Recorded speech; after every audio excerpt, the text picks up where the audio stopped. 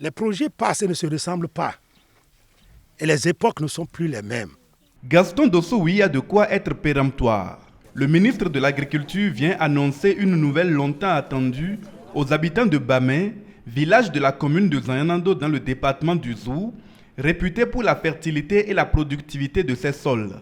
Les capacités de la localité vont encore s'améliorer avec le lancement sur place d'un lot de travaux entrant dans le cadre du projet de développement des périmètres irrigués en milieu rural. Bamé, oui, un village célèbre. Regardez simplement autour de vous le paysage pittoresque que nous avons. Des palmiers de très haute taille qui continuent de produire. L'eau y est, le sol est fertile, les conditions sont bonnes. Et c'est pour cela qu'il y a 2 ans, nous avons eu à mettre en service un périmètre de 60,9 hectares avec surface utile de 54 hectares au profit des communautés ici.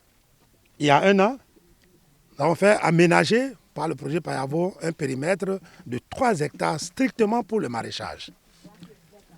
Nous voilà encore revenus sur un ancien périmètre que la coopération technique chinoise avait pu mettre en valeur ici, mais délaissé depuis une quarantaine d'années, que nous allons réhabiliter sur 45 de nos hectares.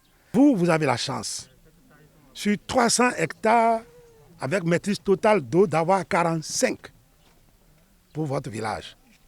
Le ministre de l'Agriculture tient au strict respect des délais prescrits aux entreprises et à la qualité des travaux à elles confiés. Je ne sais pas poser de pierre. Je suis venu ce 2 octobre installer l'entreprise pour, dès la semaine prochaine, démarrer les travaux et me livrer en 240 jours maximum. Non seulement il faut se presser pour le faire, mais il faut le faire en qualité. Zone de concentration donc des investissements gouvernementaux dans le secteur agricole, la commune de Zayanando, par la voix de sa première autorité, accueille la nouvelle de l'arrivée du PDPIM avec reconnaissance. Permettez-moi de vous exprimer ma gratitude pour les diverses interventions des projets agricoles dans la commune tels que Padma, Payavo, Akma, Padam et bien d'autres qui viendront, j'en suis certain. Les dites interventions contribueront à réaliser à terme la vision clairement définie dans le PDC 3e génération par les filles et fils de Zayanando.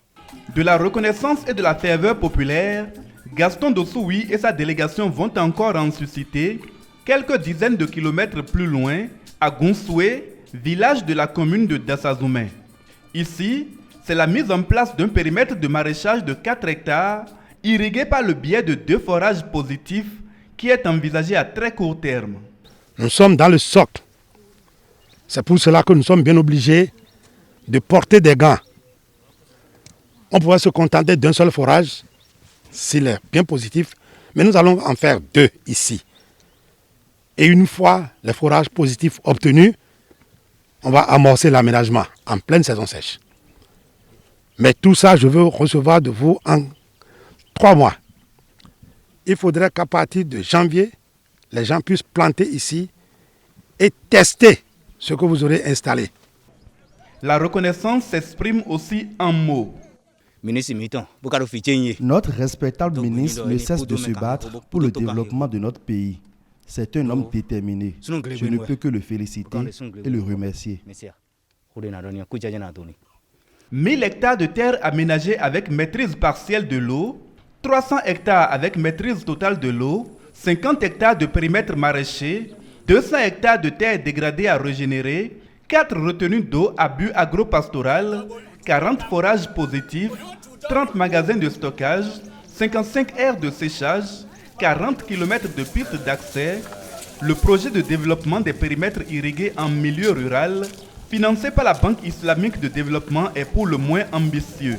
Il devrait, en se concrétisant, contribuer à la réalisation de l'autosuffisance alimentaire, à la lutte contre la malnutrition, voire à faire du Bénin un plus grand exportateur de denrées vivrières. En fin de mandat, nous ne voulons pas laisser des éléphants blancs.